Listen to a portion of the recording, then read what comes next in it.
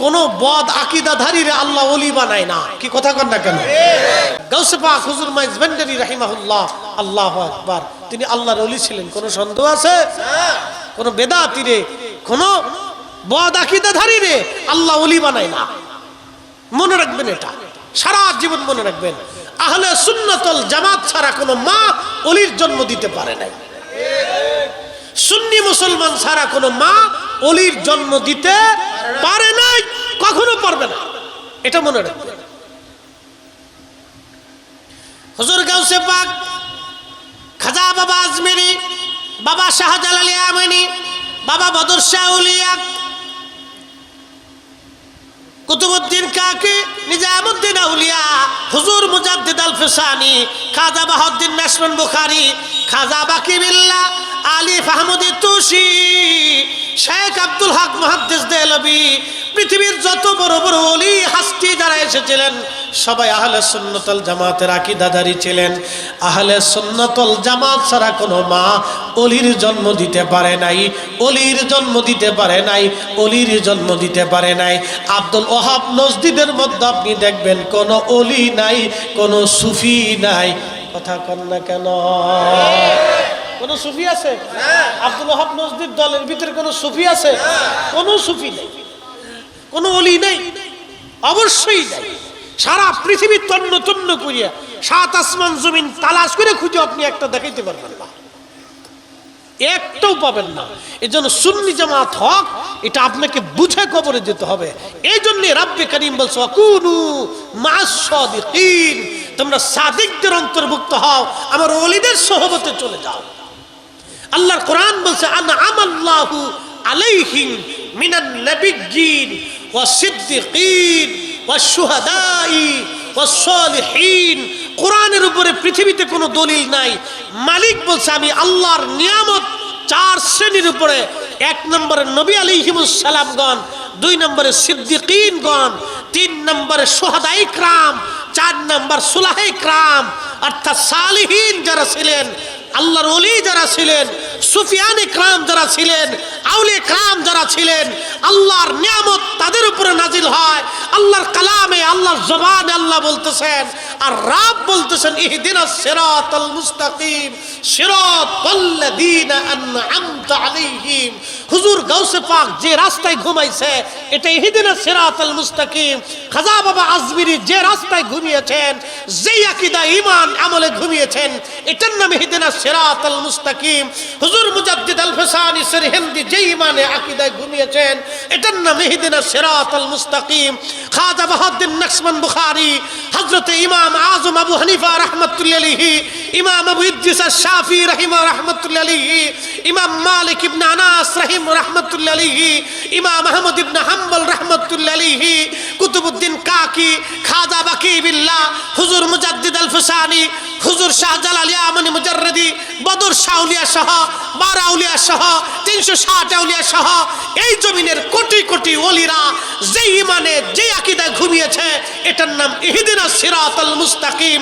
সেটার অপর নামই হচ্ছে আহলে সুন্নাত ওয়াল জামাত। সুন্নিরাই হক, সুন্নিরা হক। আহলে সুন্নাত ওয়াল জামাত ছাড়া যাহা আছে সব বেদাতি, বেদাতি, বেদাতি, বাতিল। কথা কোন ঠিক না? কষ্ট হচ্ছে আপনাদের? না, বুঝে যাওয়াটা জরুরি। কোরআনের উপরে পৃথিবীতে কোনো দলিল নাই। আল্লাহর কালামের উপরে কোনো কালাম শ্রেষ্ঠ হতে পারে না। আল্লাহর কালামে যাহা বলছে, আপনার বাম পাশে সাগর, বিরাট বড় সাগর, বঙ্গোপসাগর, ভারত মহাসাগর, প্রশান্ত মহাসাগর, এই আরব সাগর, বহু সাগর, সব সাগর শুকিয়ে যাবে, পৃথিবী পুরে সারখার হয়ে যাবে, আসমান ভেঙ্গে ভেঙ্গে পড়ে যাবে। আল্লাহর কালাম বাক্য এক সেকেন্ডের জন্য ডানও হবে না, বামও হবে না, নড়বড় হবে না। কোনো মতেই আল্লাহর কালামের কোনো পরিবর্তন হবে না। কথা বলেন ঠিক না? ঠিক। যাহা বলেছেন মালিক তাহাই ঠিক। এই জন্য সোহবত ছাড়া কেউ ওলি হতে পারে না। সোহবত ছাড়া আলেম ভালো আলেম হইতে পারে না। যে আলেমরা ভালো আলেমদের সোহবতে থাকে তারা ভালো আলেম হইতে পারে।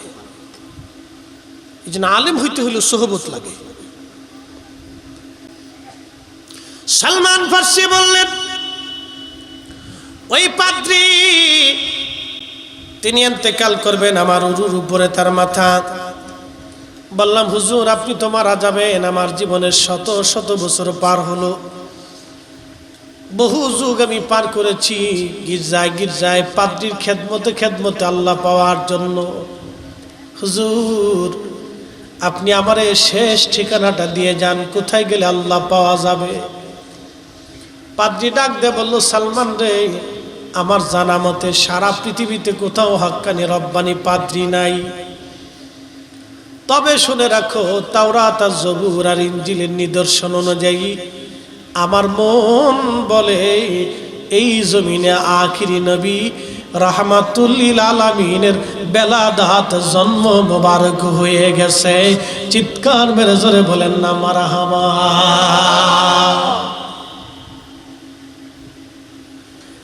আমার জানা মতে আখিরি নবী আসছে রে সালমান, আখিরি নবীর জন্ম মোবারক হয়ে গেছে। বলে হুজুর বলেন কি, এই নবী কোন জায়গা গেলে পাবো? বলে সালমান রে, যেই জমিনে বেশি বেশি খেজুরের বাগান, ওই জমিনেই তুমি আখিরি নবী পাইবা। আর নবীজির তিনটা নিদর্শন তুমি দেখবা। এক নম্বরে নবীজি হাদিয়া গ্রহণ করবে, দুই নম্বরে নবীজি সাদকা খাবে না, নবীর জন্য সদকা হারাম, নবী সদকা গ্রহণ করবে না, খাবে না। তিন নাম্বার, প্রিয় নবীজির পিঠ মুবারকে একটা নবুয়তের মোহর তুমি ঝলমল করতে দেখবা। এই তিনটা নিদর্শন তুমি যদি পাও সালমান, তুমি জেনে রাখবা উনি আখিরি নবী। এই নবীর পরে আর কোনো নবী দুনিয়াতে আসবে না। চিৎকার মেরে জোরে বলেন না ইয়া রাসূলুল্লাহ। ত্রিভুবনের প্রিয় মুহাম্মদ, ত্রিভুবনের প্রিয় মুহাম্মদ এলো রে দুনিয়ায়।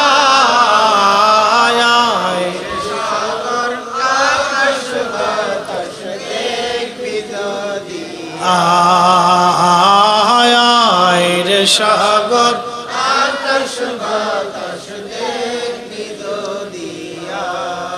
ধুলির ধরা বেহেশত আজ জয় করিল দিল রে লাজ। বলেন ধুলির ধরা বেহেশত আজ জয় করিল দিল রে লাজ। আজকে খুশির ঢল নেমেছে ধূসর সাহারায় রে সাগর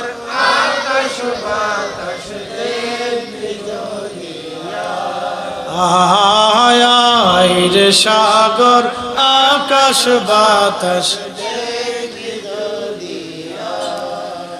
ত্রিভুবনের প্রিয় মুহাম্মদ, ত্রিভুবনের প্রিয় মুহাম্মদ এলো রে দুনিয়ায় রে সাগর আকাশ বাতাস দেখবি যদিয়া। আয় রে সাগর আকাশ বাতাস দেখবি যদি। আল্লাহুম্মা সাল্লি আলা সাইয়্যিদিনা মাওলানা ওয়া আলা আলি সাইয়্যিদিনা।